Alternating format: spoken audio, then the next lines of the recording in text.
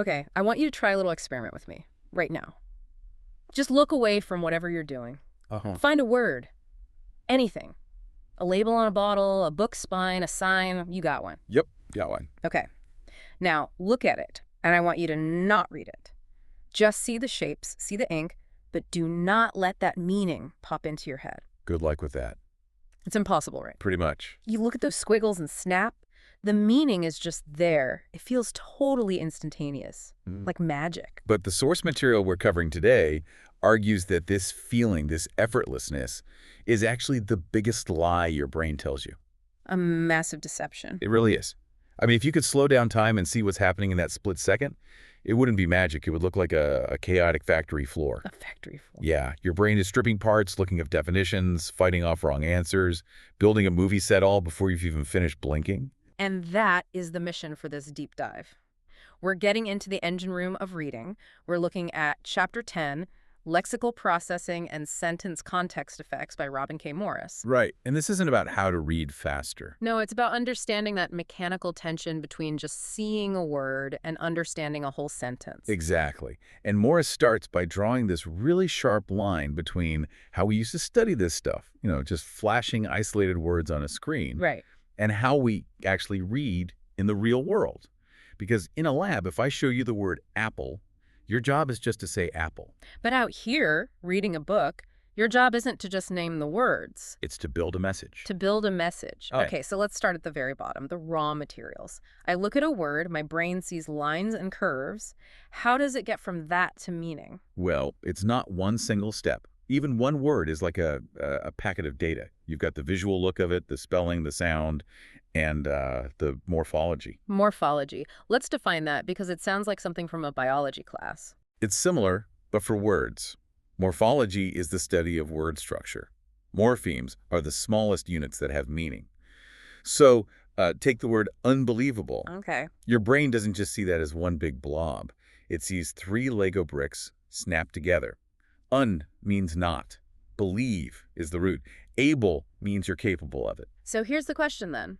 Does my brain have a little file folder labeled unbelievable, or is it keeping those Lego bricks in separate bins and building it from scratch every time? And that is the classic storage versus assembly debate. Yep. Do we store the whole thing or do we build it on the fly? The evidence Morris presents suggests we're assemblers. We break things down. How do they even prove that? Because honestly, it feels like I just recognize the whole word. I don't feel like I'm doing construction. They use something called pseudo-compounds. This is fascinating. So take the word cowboy. Cow plus boy, easy. A real compound word. Your brain sees those 2 roots instantly. Now look at the word carpet. Okay. I see car and pet. Exactly. But a carpet isn't a pet for your car. Not unless you have a very strange garage. Right. So carpet is a pseudo-compound. Visually, it looks like it's made of parts, but meaning-wise, it's not. And the studies show your brain actually stumbles for a millisecond on words like carpet. It does. Yeah.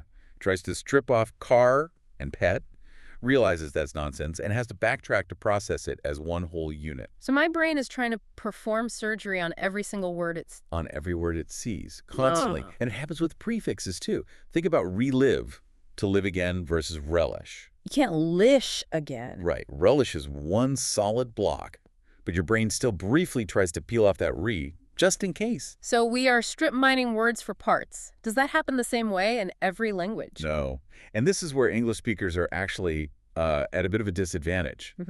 Morris talks about morphologically rich languages like Hebrew or Finnish. Okay. In those languages, the grammar is baked right into the shape of the word, much more than in English. So the word itself tells you if it's the subject or the object or whatever. Exactly. And because of that, readers in those languages get something called a preview benefit. A preview benefit? What's that? It means while their eyes are focused on word number 1, their peripheral vision is already stripping the grammatical parts off word number 2.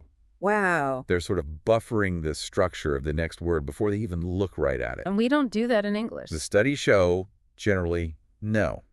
Our spelling and structure are just too chaotic. If you tried to guess the grammar of the next word in your peripheral vision, you'd probably be wrong half the time. So our brains just learn not to bother. We've adapted to be more tunnel-visioned. We process sequentially, not preemptively. Right. Okay, so we're looking directly at the word. We've stripped it for parts. But not all words are equal, right? I mean, I feel like I just glide right over the word the, but if I see, I don't know, anti-disestablishmentarianism. Definitely hitting the brakes. And that's the frequency effect. It's one of the most solid findings in psychology. High-frequency words get processed faster. In fact, eye tracking shows we often just skip them entirely. Your eyes just jump right over them. Literally. But what about those breaks you mentioned? When we hit a weird word, Yeah. that's how you see the spillover effect. Let's say you're reading and you come across a low-frequency word like civil. Yeah. S-I-B-Y-L. Sybil, like an oracle, not a word I see every day. Exactly. Uncommon. So you'll pause on it, obviously. Uh-huh. But the data shows that the processing cost creates a backlog. You'll actually stare longer at the next word. Even if the next word is easy. Even if it's an easy word like the, because your brain is still back there chewing on Sybil. It's like tripping on a curb. You don't just stop, you stumble forward a few steps. That's a perfect analogy. The cognitive load just spills right over. And Morris points out a really important nuance here. What's that? It's not just about how often a word appears in some giant database of books. It's about your life. Oh, so personal experience. Subjective familiarity and age of acquisition. Yeah. Words you learned when you were 5 are just hardwired differently than words you learned in college. So even if I'm a scientist and I use a technical term every single day at work and I see it just as often as I see the word apple. Apple will still be faster. Why? You learned it as a toddler? It has deeper roots in your neural network. That explains so much about why reading academic papers is so draining, even when you know the jargon. Precisely. You're using the new section of your mental library, and it's just slower to access. Okay, so speaking of skipping words, we mentioned skipping the. This brings us to a really weird phenomenon called the missing letter effect. Yes, the classic brain teaser. Ask someone to circle every letter F in a paragraph. And they always miss some. They'll count like 4 when they're actually 7 or 8. And they specifically miss them on the word of, O-F. Why? Is of just invisible? Functionally, yeah. Oh. This gets into the difference between content words and function words. Content words are the meat. Nouns, verbs, adjectives. Dog, run, blue. And function words are the glue. The glue of the and the brain treats the glue differently. It doesn't throw it out. But it doesn't give it the same attention. Right. The brain just says, okay, I see the grammar here. I don't need to analyze the deep meaning of.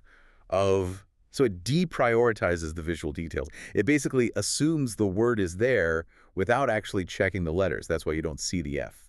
We are just ruthless efficiency machines. And eye tracking proves it.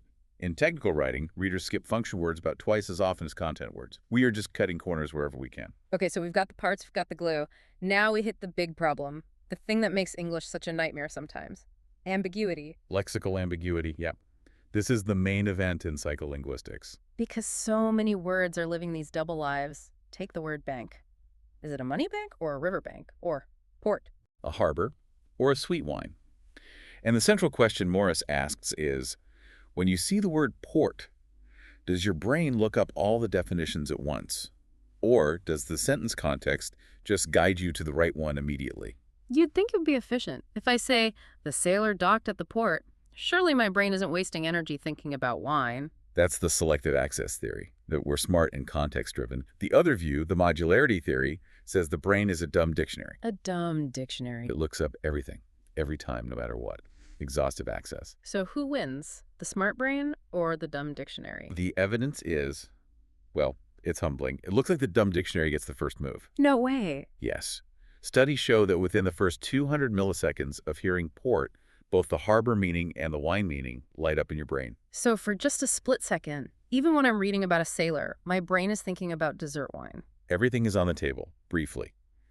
But it gets even weirder when we look at the subordinate bias effect, the SBE. The SBE. Okay, break that down for me. All right. So some ambiguous words are balanced. Both meanings are pretty common. Like pitcher, could be a baseball pitcher, could be a water pitcher. About 50-50. Okay. But other words are biased, like port. The harbor meaning is dominant. It's way more common. The wine meaning is subordinate. It's the underdog. Got it. Harbor is the favorite. Wine is the long shot. Exactly. Now, suppose I give you a sentence that is clearly about the wine.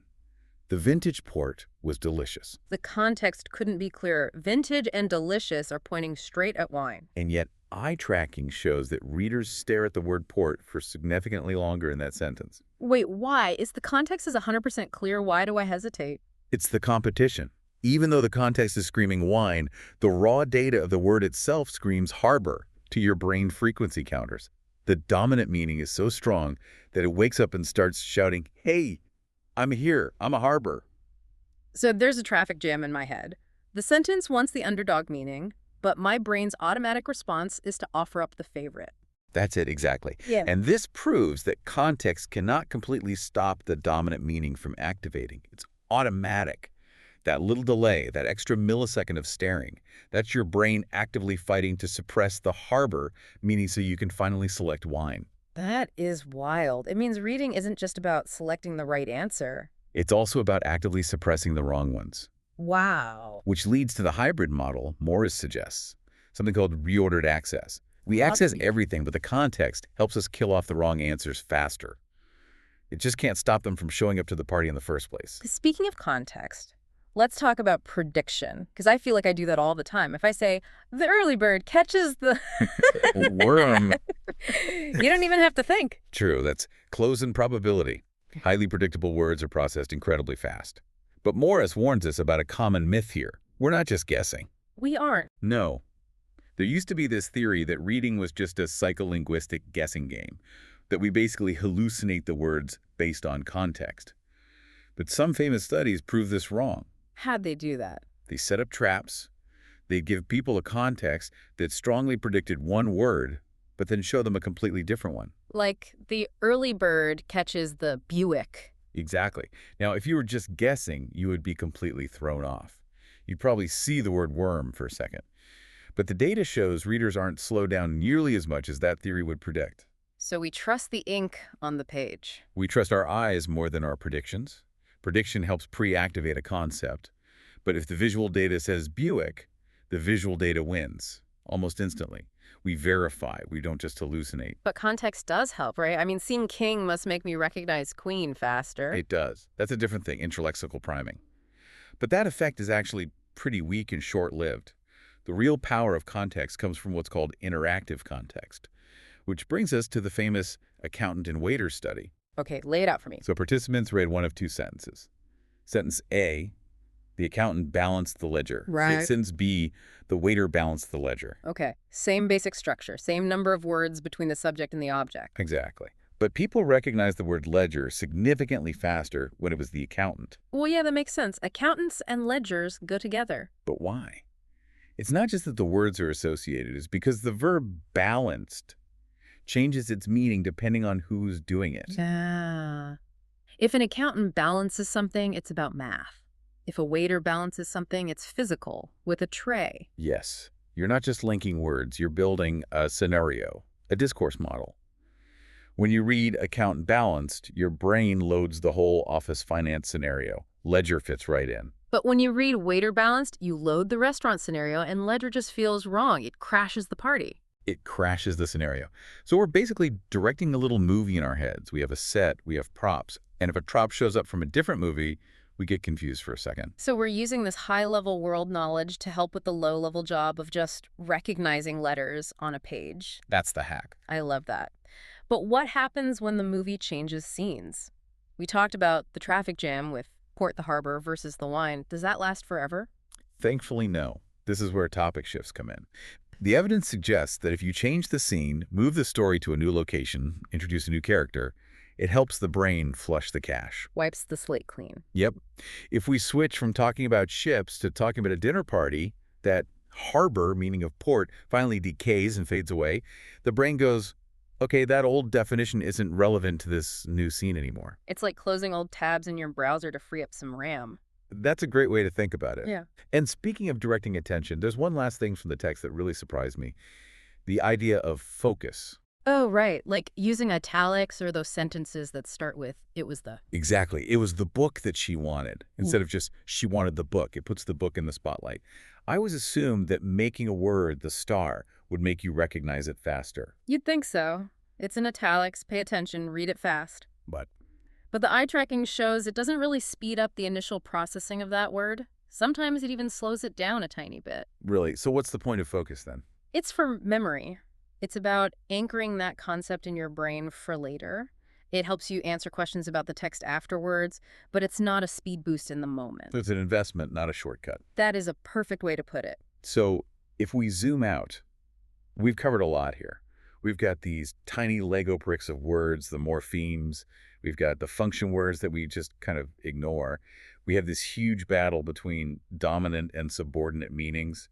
And we have a movie director in our head building scenarios. It completely dismantles the whole idea of reading being a passive activity. You're not just a sponge soaking up information. No, it feels much more like a contact sport. It is. It's a high-speed, competitive, interactive game where the words on the page, your memories, and your predictions are all fighting for control. And the fact that we experience this whole chaotic process is just sitting quietly and reading a book is a testament to how good the brain is at hiding the messy parts. It's the ultimate user interface. Hides all the code. So why should our listener, who might just be reading the news or a novel, care about something like the subordinate bias effect? I think it changes your relationship with your own mind.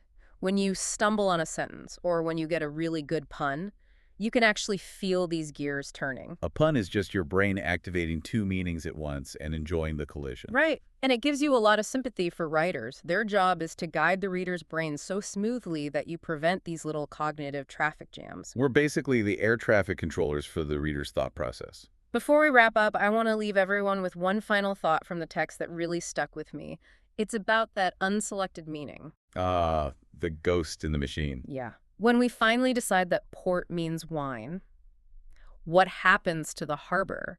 We know it was activated. We know it caused a little delay. But where does it go? And that's the big unresolved question. Does the harbor, meaning just fade away on its own, like an echo dying out? That's the decay theory. Oh, Or does the brain have to actively kill it? Kill it. Suppression. Does your brain have to spend actual energy to push that harbor meaning down and hold it down? And the text leaves it as an open question. The jury is still out. So the next time you're reading, just remember, your brain isn't just picking the right answer. It might be in there, actively wrestling the wrong answers into submission. A little mental cage match happening in your head, one word at a time. On that thought, thanks for diving deep with us. My pleasure. Keep reading. We'll see you on the next one.